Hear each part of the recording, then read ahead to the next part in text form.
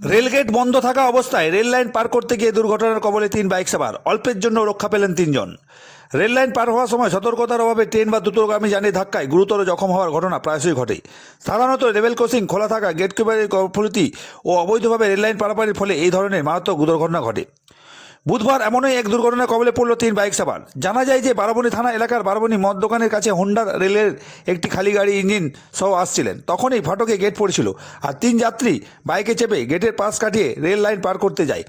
সেই সময় হঠাৎই রেলগাড়িটি সামনাসামনি পড়ে এবং 3 বাইক সওয়ার কোনো ক্রমে গাড়ি থেকে ঝাঁপ দিয়ে পালিয়ে বেঁচে যায় তারা। কিন্তু গাড়িটা পড়ে থাকে, তার ওপরে রেল ইঞ্জিন চেপে যায় এবং রেলগাড়িটি দাঁড়িয়ে পড়ে। প্রায় আধ ঘন্টার উপর গাড়িটি দাঁড়িয়ে থাকে। অবশেষে আরপিএফ ও স্থানীয় বাসিন্দা ও বারাবণী থানার পুলিশ ঘটনাস্থলে এসে সেই গাড়িটিকে বার করা হয়। তবে বাইক সওয়ার 3 জন ঘটনাস্থলে গাড়ি ছেড়ে পালিয়ে যায়। তাদের খোঁজ চালাচ্ছে পুলিশ। আপাতত বাইকটি বাজেয়াপ্ত করে পুলিশই। তবে রেল প্রশাসনের তরফে বারবার করে নিরাপত্তা সতর্কতা করা হলেও কারো হুঁশ নেই। রেল লাইনের লেভেল ক্রসিং পার হওয়ার সময় অবশ্যই সিগন্যাল ও গেটকিপারের নির্দেশ মান্য করুন।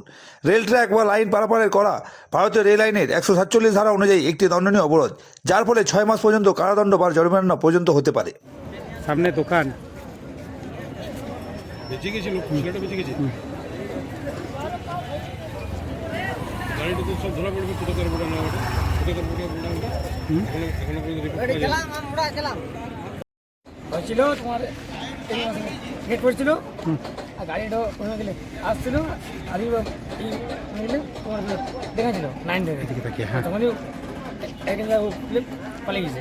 তো লোকগুলা কোথাকার ছিল, কিছু পাওয়া গেছে? তোমার ছিল এই পাড়ার, আচ্ছা এই তোমার নাম রেখে শামসুদ্দিন। আচ্ছা, ঠিক আছে, তো কতক্ষণ দাঁড়িয়ে ছিল গাড়ি মোটামুটি? 1 ঘন্টা। তোমরা এখানে ছিলে তখন? আমি তখন কি নাম তোমার? রামু